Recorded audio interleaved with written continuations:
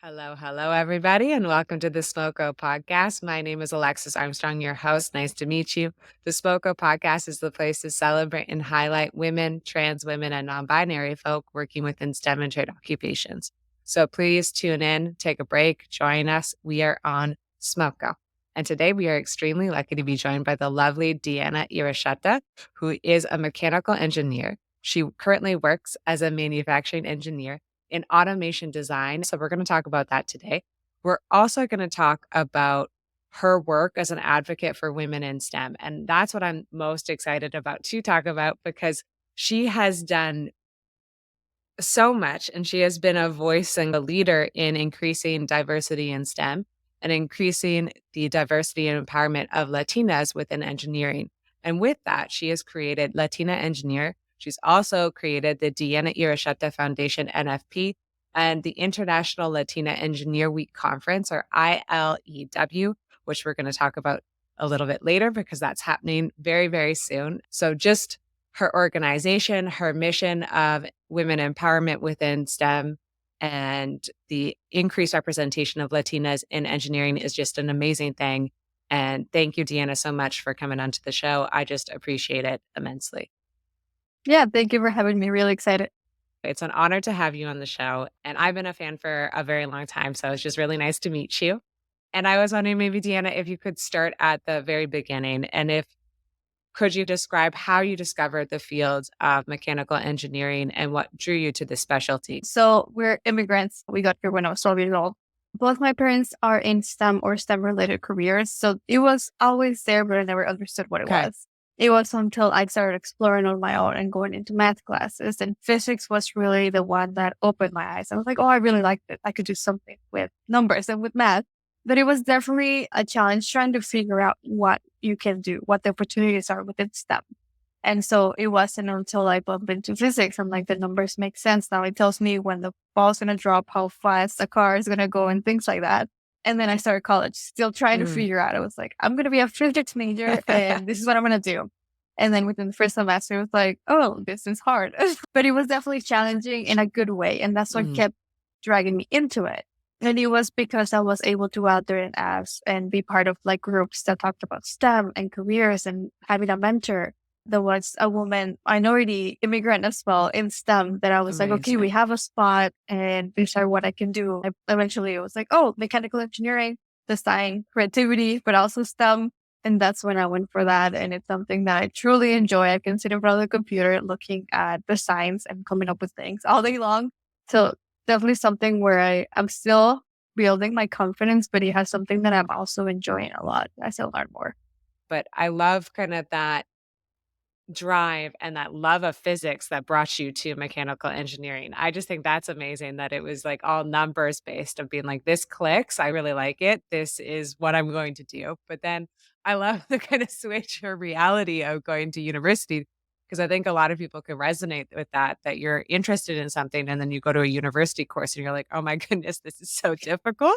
This is next level. But I love that you've met and had so many organizations that you could work with there that kind of guide you and help you and mentor you and having minority women as a mentor and to see her early on within your career, I'm sure that was super, super impactful, empowering, and powerful. It's usually the classes that all the students are like, I don't like math and I don't like this type of classes, but to me, I like it. And it's something sort of an obstacle because you're going against what everybody thinks. But that's what I enjoyed. And then, like you said, even just being the first one in the US had its own challenges because we were learning how when you apply to schools and how to pay for it, something that we didn't have Mhm. savings for. And so it's a lot of different things that add up. But yeah, like you said, it a lot of opportunities as well. It's right that, like, you did choose the path, I think, of something that's a little bit less traveled because I think even in STEM, I think there's a hierarchy of hard or what we think of as hard, and I think a lot of people are scared of chemistry, scared of math, and scared of physics, and it's different that those were the things that just clicked for you. That was just automatic. I would love to know if that has always been there or if that was, like, a learned thing or something that your parents helped you with, if it was always that they had a STEM focus growing up and they taught you physics and math as a kid and that really sunk in. Was it learned or was it just something natural that you were like, "Yeah, I love this?" I think it was more natural. My dad was an engineer or still is in the engineering field, but I never really understood what he did. So I Mm. knew engineering was a career, but I didn't know how to get there or what he really did. And yeah, so it was more of that, just that's what numbers were easy to me. There was a right answer and it was just a matter of connecting it to the real world. But you then see how it starts dropping drastically when you're enrolling to STEM, when you go Mhm. from 50% women or 50% men, and then it just drops every semester is Yeah. less and less until you're the only one. It's a sad thing, but it definitely does happen. By the time that you get your 4th year, I feel like it's maybe down to 20%, 25, and then if you look at the workforce, I think in general STEM, we're at 15. It does drop dramatically. I like that it was a natural thing for you with numbers, and that's funny kinda not knowing what an engineer does because that leads us to the next one of maybe other people who are listening right now doesn't really know what an engineer does, and I know that you're working as a manufacturing engineer, and I was wondering if you could describe what you do. What's a typical day? And then what are the roles and responsibilities that you do in your job? Every single type of engineer is so much different, but with my specifically, I do mechanical and manufacturing together, Mm. which is something that I've pursued since I finished my degree because I studied mechanical engineering and I never wanted to leave that design part. So I was always trying to find that combination. And so in my day to day, I do design work where I'm either improving something or creating something like a new fixture, a new product, things like that we can use in the manufacturing shop. But then it also includes training, writing processes. And so it's a combination, installing the things that you Mhm. do, making sure they're making them correctly. And the one thing that has been recently within last year is being also a leader. So I have a team. And Amazing. they're the ones that deal with all the automation and all the things that I create that then go into the assembly lines or the manufacturing line. And so I get to work with them and then ask like what improvements we need or have them test some of the stuff and then get that feedback and take it back to my computer and continue editing some of those designs. But the thing that I love the most is having a problem and then coming up with a solution, start Mm. thinking about it. So I'm really like visual. And so I start thinking of how it's going to look, and then transition into the computer, then eventually sending it up so somebody can make it, communicating with someone also what you want to make, Yeah. and then eventually seeing it in front and applying it to where it needs to go. Oh my goodness, that is a complete holistic, so many moving parts, like right from design to completion and to creation of parts and of probably an entire car. Do you work on only one part of component or one type of component? Are you building the entire thing? What's the scale of parts or components? With us, it is automotive. So we do one part that goes in the Okay. entire car assembly. But with my specific role, I focus on the equipment that helps us make that part. Oh, So anything that goes into like the robots, like the fingers that they use to handle the parts, any whoa. actuators that move the part around. So I that's what I work on. What can we improve that will let us handle those products faster, easier, or in a different way? That's really, really cool. Yeah, because that gets very complicated on automation and on CAD drawings, as you know. I didn't realize that you're in charge of the actual processing of creating those components, which I feel like is far more complicated and very intricated. How has been the transition from working as part of a team to all of a sudden a leader? How has that been? And congratulations on becoming a leader. That's absolutely amazing. Thank you. It was something that I was always looking for, besides from all the volunteering where I already was doing some leadership. I wanted to apply it into engineering. And so when the opportunity came up, I was like, I was volunteering. I was like, I'm gonna do this. This is right Mhm. for me. And so I kind of didn't ask for it. I went more of I'm going to do it. Yeah. So I kind of forced my way in there. But since then, I really liked it and the communication and working with people. I'm still part of a team, of course, the Mhm. engineering team, but then I had that also that team that directs to me, but it's more of a collaboratively. And then I get to have that decision making and like scheduling of the things that we have to do. It's also a lot of learning. I'm still like the youngest kind of like leader. So I'm always learning new things. And sometimes that adds to not only are you doing your job as a designer or as an engineer, but now people also depend on you. And so you Yes. have to be available. And that also adds to what times I'm at work or if I shift my schedule to be able to be more flexible, to address the needs of others, not just Mhm. my job.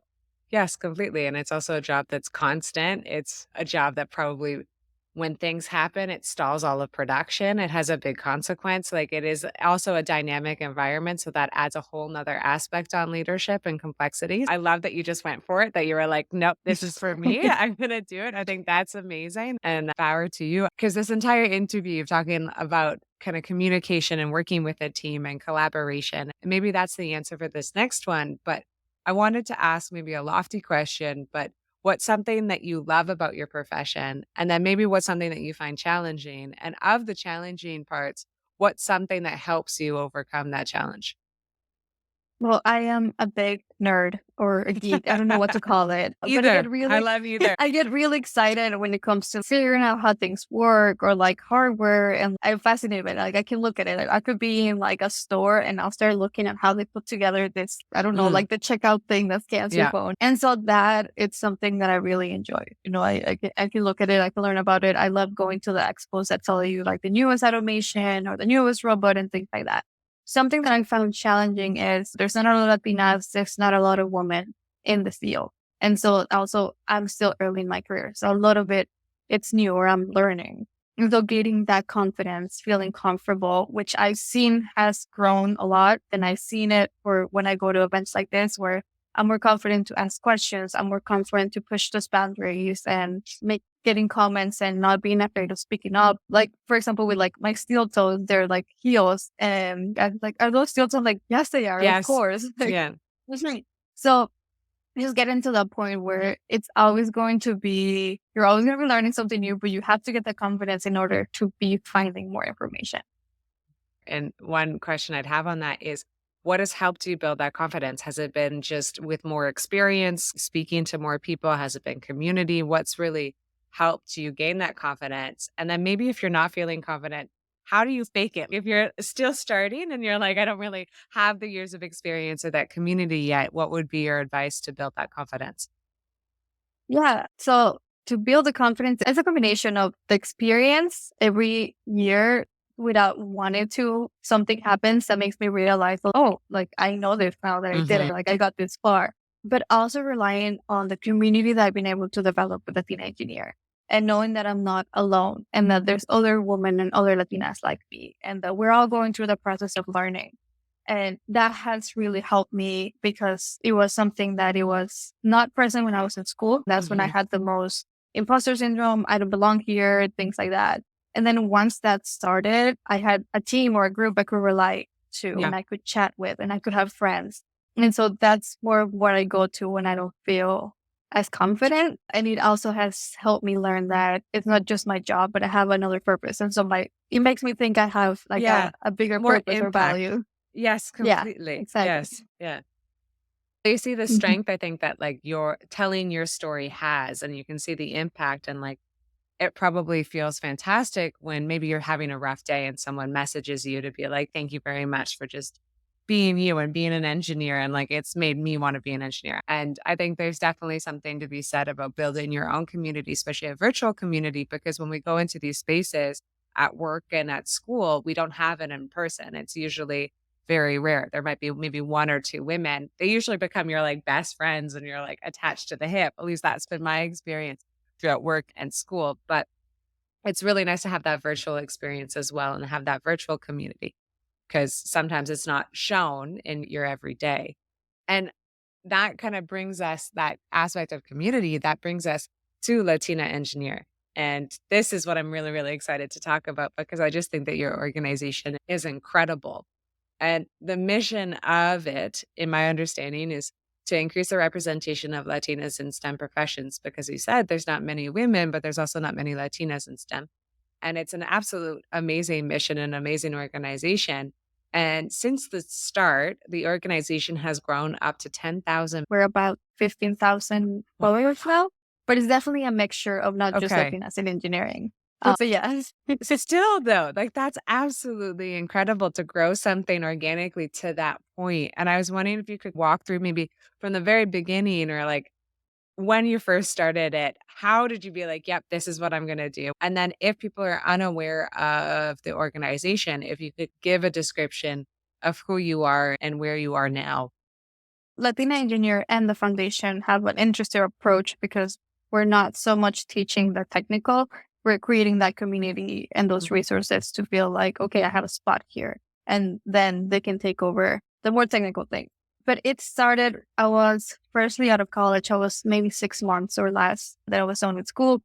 And that's when I started working and I started feeling like, oh, I belong here. There's a lot of men around me, but they all have given me a spot here teaching me. And so I felt like I could do it. Like I have made it this far. And I wanted to share that with someone else. I wanted to see if there were other Latinas around that were interested in hearing my story. Yeah. And surprisingly, it's been something that has been shifting as I learn more and as I reach more people. And so I started as a blog, sharing more of like the journey that I had, trying to share any tips that I had, just going through school because I hadn't had that much experience yet.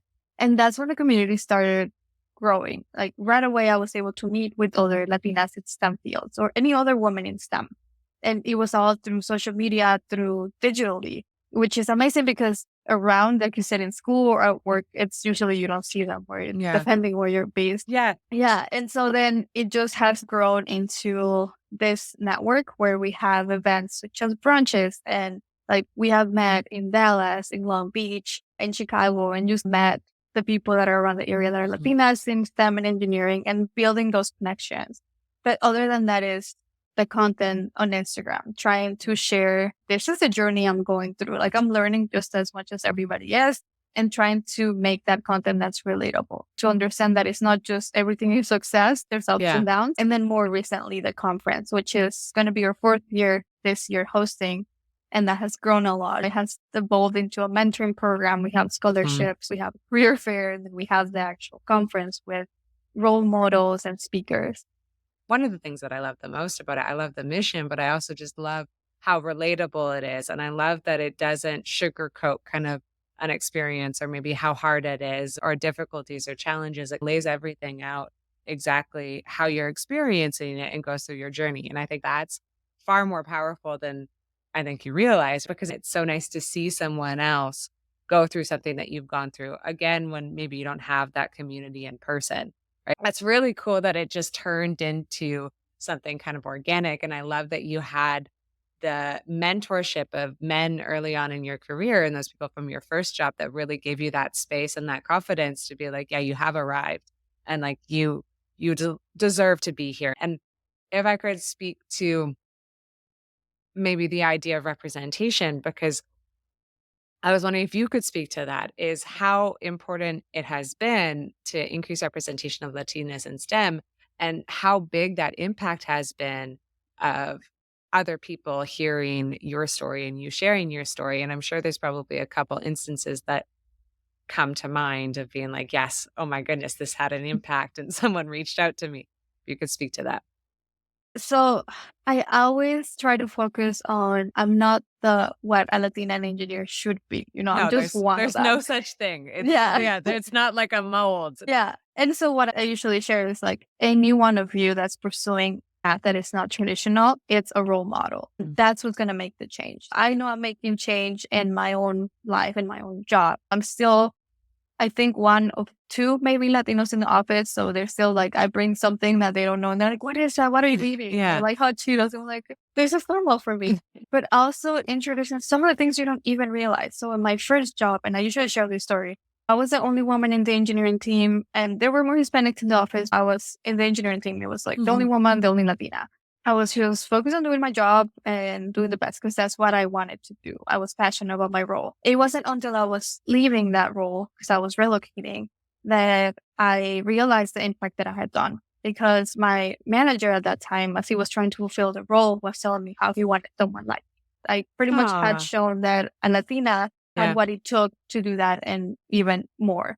Also with the Spanish. I spoke a lot of Spanish at work. A lot of the people in the production floor spoke Spanish, and that gave me an advantage because they trusted me more with information, with improvements, with things that they could, that maybe weren't working for them. And so I always seemed to have a little bit like a leg up because I had more information. And so that became really valuable and they weren't aware of the impact it could make before they didn't have a Spanish speaking engineer. And that made me realize that I had made an impact in that company specifically. Because now they were had better expectations of another Latina to fulfill that role. They were more likely to hire someone else like that. And so just little by little, anyone doing their own role and doing good and focusing on that, they're already making a change on the way that people expect from us or they perceive us as minorities, as women, as Latinas. Mhm. They're slowly changing that. And I think that's when I was like, oh, yeah, I'm an advocate and like I'm actually Yeah. making an impact wherever you go. Was that a crazy thing to be like, "Oh my goodness, I'm an advocate"? How did you feel about that when you realized that label? It was it has given a different meaning to what you're doing. Like you're not just doing Mhm, your career. You're also an advocate, whether you're doing public events and speaking or doing like content on Instagram or you're just doing your job. mhm. You're already doing something. That kind of started making me see the impact that just being you does. It's maybe something that doesn't come natural, I think, to a lot of people of being like, yes, to view themselves as an advocate of just by being who they are, that they've already created so much impact. I love that you could tell instantly that was the change that you created at that company.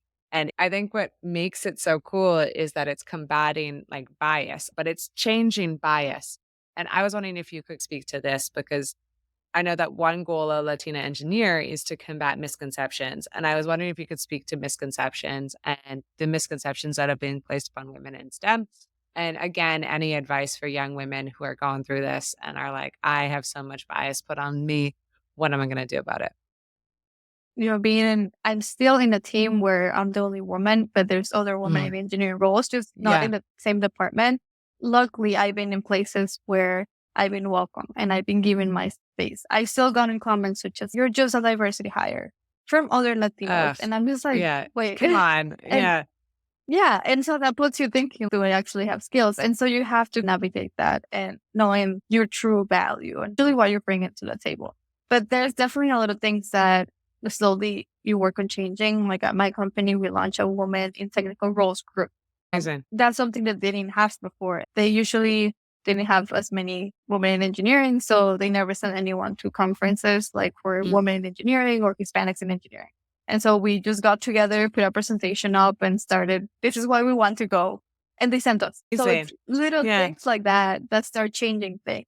And then within the team, you still sometimes you get someone new or someone from a different company that, since your name and automatically starts treating you differently. And I used to see it before I had a colleague, we had about the same role. Whenever someone like a customer or a vendor would email him, would be one tone. And then when they would be talking to me, we had completely Yeah. different tone, not willing to negotiate, things like that. And he was a big advocate trying to help me, or if I could share something with them, he'd be like, on my end, it doesn't happen that way. And so we were able to see if there were difference just based Yeah. on our gender, because all they knew was Yeah. our email address. Just had a name. That's it. Yes. We you just change those misconceptions and bias on the people that you meet. And now it's like you have that confidence within your team that you have that backup and you know they're gonna support you. And like even at the company, you won't believe like usually with maintenance guys or people that are older or are in these really manly jobs, they don't expect like a woman to be like, no, give me that, I'll do it for you. Yeah. But we have developed that environment where they believe in you and they explain things to you and they treat you like you can do anything, which is something that we also try to advocate. Like it doesn't always suck. If you're somewhere where your manager or your coworkers or anyone else doesn't treat you right, make you feel less, you don't have a voice, then maybe you're at the wrong place. You're at Yeah. the wrong company. There has to be somewhere else where you will have that opportunity to grow. I love when people bring up that idea that you don't have to stay within a toxic environment. Because sometimes I do think that you feel a little bit stuck to be like, oh my goodness, is this the entire industry? Is this one experience? And these people that don't support me and make me feel small and have this bias, is this representative of the industry? Because you hear horror stories and you think that you're stuck with it. I think the advice of maybe moving to a culture that supports you to speak up and also maybe the importance of mentorship, both men and women, but the importance of people that champion you and have your back, I think does really help change that bias. But again, you are changing bias no matter what. Just being there and telling your story, you're changing bias. On the topic of mentors and mentorship, because this is going to constant in your career, one thing that I love about your organization is this mentorship program. I was wondering if you could describe the mentor mentee program. And then if people are interested in joining, how do they do so? And what has been something that's been the most surprising or shocking thing that you've discovered that you just didn't expect to come out of this program? What's come out of it? This is only the second time that we Okay. run the program. So we usually do one set or one group per year. So last year it was part of the conference and we opened applications to everyone. Amazing. We were only accepting Latina engineers in their early career, like students or really early professionals as mentees. Then we were trying to find mentors that were Latinas in STEM or engineering because getting to that more experience and finding those people is a little bit It's harder. hard. Yeah. Yeah, usually it's students and early professionals, especially within our network and our community. And so we got about, I think, 20 mentees and 10 mentors, and we launched it. And obviously, we were learning throughout the process. This year, we had over 100 applicants for mentees. Wow. The Amazing. challenge was how many mentees can we accept? So we accepted about 48 to 50, so which more than double what we took last year. And then mentors, we accommodated about 25, I want to say. So we're about to start. They were just selected, they were just contracted, and we're going to launch it and it's going to run all until like the end of the year. So it's about 6 months. But yeah, that was definitely something that it grew a lot of interest. The post went real big on LinkedIn. Everybody was excited about Yeah. the opportunity. And Amazing. us being still a small team, we're like, how many people can we take that we can keep up with? Because I've been in mentoring programs where your mentor that sometimes drops you or you have to introduce yourself every time you meet with them. And what's the point of that? And so we want to make sure that they get value from that. And luckily we have gotten good feedback. There are relationships between mentors and mentees that have continued besides from the program that we have. And we try to give new opportunities to new people every year. And we hope that it continues growing. But seeing that need of that many mentees trying to get into the program, that many applicants, it was way more than we expected. And so there is a need. We need to find more Latinas with experience, or we need to make those young Latinas get to those levels so So that the they can mentor. mentor the next. Yes, I couldn't agree more that of the funnel of bringing people up and bringing young mentees up into mentors and that one-on-one or almost two-on-one relationship between a mentor and a mentee is very powerful and definitely will get the most value because I've had the same experience that I've had mentors that don't know my name and I'm like, I don't really know what to do with you. So that's lovely that your organization is so intimate that it's an intimate and kind of long-lasting, impactful relationship. The relationship there between mentor and mentee, is it a formal one or is it just an open door policy? Does it depend on the mentor? How does that work? We have usually a set schedule for each meeting. We Okay. usually request that they at least meet once a month, but it's open to them to customize it. They can meet more than once a month. Yeah. That's our minimum requirement. And the schedule that we have is more of a guideline. Like you can use the first 30 minutes of your session to talk about this, which we think is useful, like career planning and development or anything like that. And then the other half of the meetings, or if they meet more times, they're able to bring up any topic. So they're able to take it on depending what path they have interested or they need based on their mentors. And so a lot of the things we do through is we filter to try to get them within the same field, the same Mm, experience, or the same background. There was one pair last year that they didn't have a lot of things in common except that a lot of their answers for some reason were very similar. And so yes. we were Okay. very interested to see what they would come Yeah. up with if we put them together. And that was one of our more successful pairs. And it was just very interesting because they both have the same mission and kind of Mhm. like similar experiences. We try to guide them, but it's very flexible to what the mentee needs. I think that's how a program should be because it is such an intimate personal relationship and it's probably going to change even in those 6 months that you run it of what the mentee needs. Like maybe 1 month or one session, it's going to be a little bit different than the next one. I just think it's a fantastic program. Are you going to keep running it? Is this kind of two of infinite or what's the next step of this program? So we plan to host it every year, once a year. And so currently this year it's already paired up. The opportunity for 2024 will probably open in the spring of that year. So if people are interested, they can apply in spring 2024. And then it's from mentees within Latina Engineer, which is fantastic to apply. Mhm. On that, it's your conference, which is absolutely fantastic. This is, you said the fourth year, that's upcoming. And it's the ILEW, the International Latina Engineer Week Conference. Could you describe what it is, how it works? Because my understanding is it's both virtual and in person. So even if they're not in the same city, in the same sector, they can still potentially come to it. And then what of the conference are you the most excited about? I call it ILU. just to Okay. make it easier instead of saying all those words. It's just a celebration for Latinas in engineering. That's how it started. There's a day for girls in STEM or Engineers Week. But let's just make one for Latinas specifically. And we will raise Yeah. then people get excited. And then from there, it was more of, okay, what are we doing? People started getting too excited and I had nothing planned.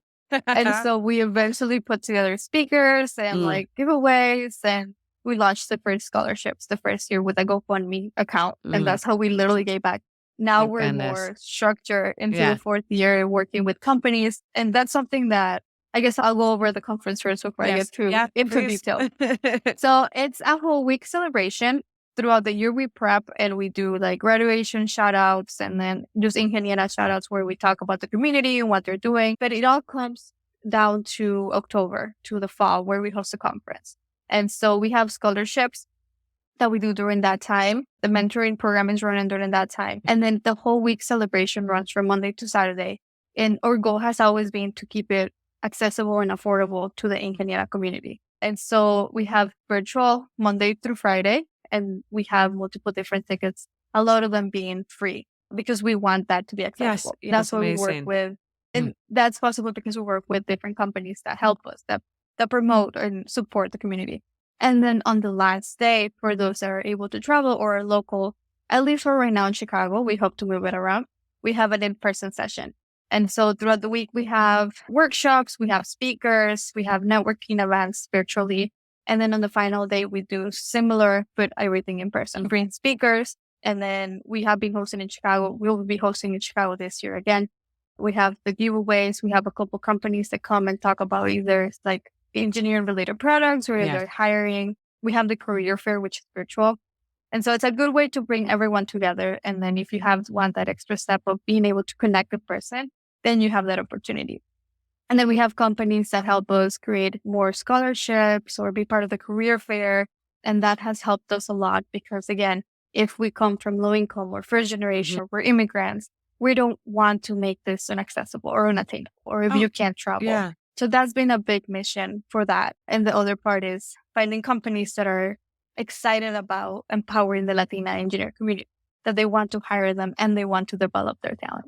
Oh my goodness. So beautiful how much it's grown even in just 4 years. The fact that the first one was just like, you know what, let's do it. Let's host our own week conference. Let's go for it. And that it was a scholarship through a GoFundMe and now it's structured and now you have sponsorships and companies that are backing you, which I think is very powerful and wonderful that they're stepping up and that they're offering that and giving funds to scholarship. I also love how it is so accessible, and I think that comes across, the fact that it can be both virtual and in person, that a lot of it is accessible, a lot of it is free, it's good for low income, it really just opens the door for anyone to come in to be part of it and to join in. I think that's a beautiful thing. Thank you. The one thing that I forgot to mention that I'm real excited for is we do have one surprise for those that are going Okay. in person that will help us promote engineering within the young Latina community. We're talking about little girls. So we'll have something that they'll get to keep and they'll get to find a girl to share it with. And it Oh. sparked that interest that I won't tell you exactly what it is yet, but No, it's please just a don't. way that we're just a way that we're bringing it outside of just the conference, which is aimed for college students and professionals, but also reaching the generation that's coming after us. I feel like that has so much impact of just changing little girls' perspectives of just seeing somebody that looks like them be an engineer and just having that change of frame of being like, yeah, that's what I can be, to get something special from them and to have something to give back to the community and give out to the community. To your young girls, what do you hope to get out of it on a personal thing? What are your goals and your hopes for this conference? Is it just to grow it, to maybe bring it to different cities? Or like, what do you hope is a successful conference? What does that look like for you? We're continuously trying to grow it. Every year we change it up a bit, our different things. Like last year was the first year with the career fair. Eventually the goal is to grow the in-person session a bit more. So we started at 50 people in person, then 75, and now we're reaching for 150 this year. And so trying to grow that aspect of it, but also going to different parts of the country. The majority of the people that participate are based in the US.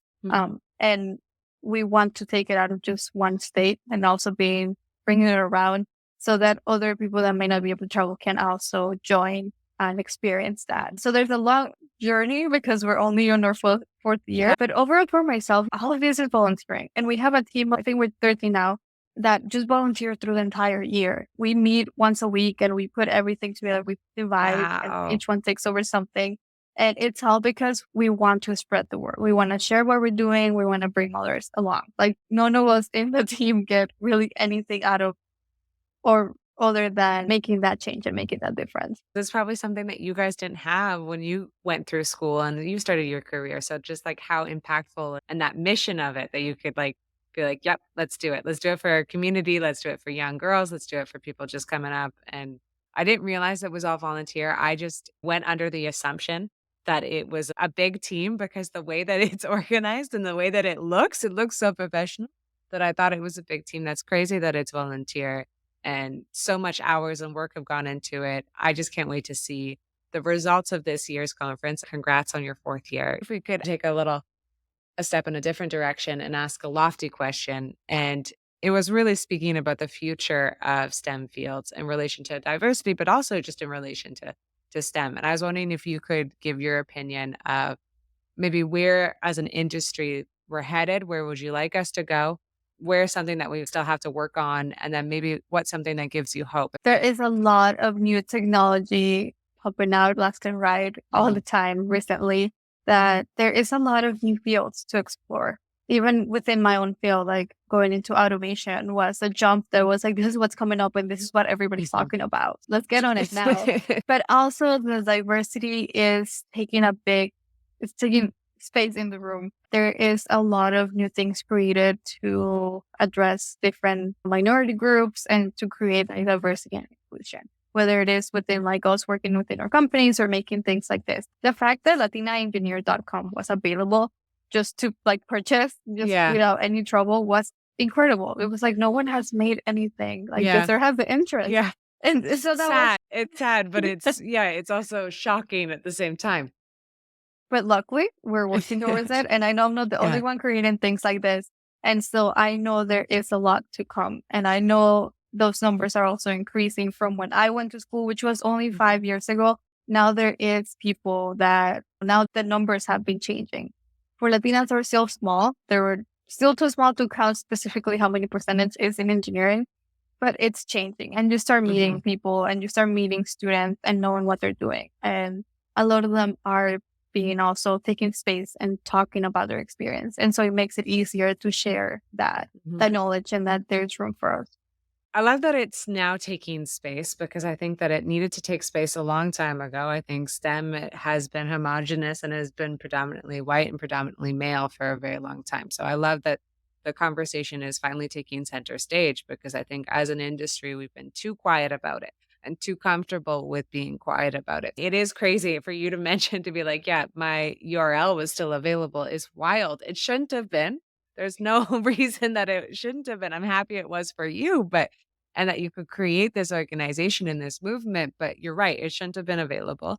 I do love that younger generation is speaking up, and 5 years hasn't been that much time since you were in school, but the fact that it's already had such a big change is a wonderful thing, and I feel like you can feel it. You can feel that energy that we're about to change, which is a pretty wonderful kind of addictive thing that you're like, this is happening, and this is gonna move us in the right direction. Definitely. One thing that I've seen change also a lot was going from my first pair of steel toes to like now having like entire brands that are this woman. And it's just in conversations that we have a lot in the office and we have like codes and we have a cheat sheet of these sorts of brands that we recommend that has completely changed from having this one option that was not female friendly to now it's like you have all these options and there's more coming.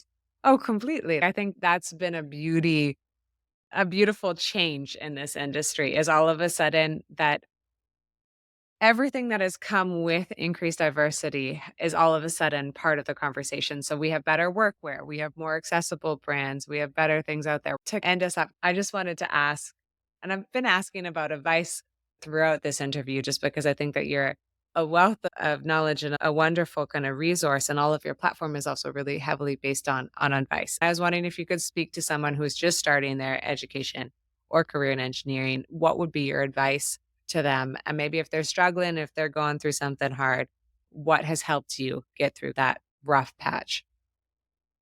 Some advice would be first to focus on the things that inspire you, that you're passionate about. That would always win and will help you get through things. When I was through my career, it was challenging at times. I would start my classes with the lowest grade and eventually build it up. And it took courage to understand that was just the pattern of my classes. I could have given up on the first exam and leave it there. And so I eventually had to learn that I had to go through all that. Try new things and don't give up on the first time. Sometimes it's just you're tired and it just, we won't click until you go to sleep and come back in the morning. And so it's just address your needs. But the second part would be to ask questions and be curious about it. You always are going to go through that learning experience. And if you don't ask, something is going to take you longer to find out and you won't know things. And I think that's something that has helped with confidence, feeling like you have a space and building also those relationships or a community that you can rely on or that can support you. Building that dream team or like that group of friends that you're all going through the same Mhm. thing gonna bring you up and it's gonna be able to help each other, whether it's homework or with time management or with books that they already use that you can use now. It's just make those connections. Don't just sit in the corner and worry about like you have to go out there and talk Mhm. and meet those people because they will help you get through, like we're all going through the same journey. Yes, 100%, of finding your people and finding your friends.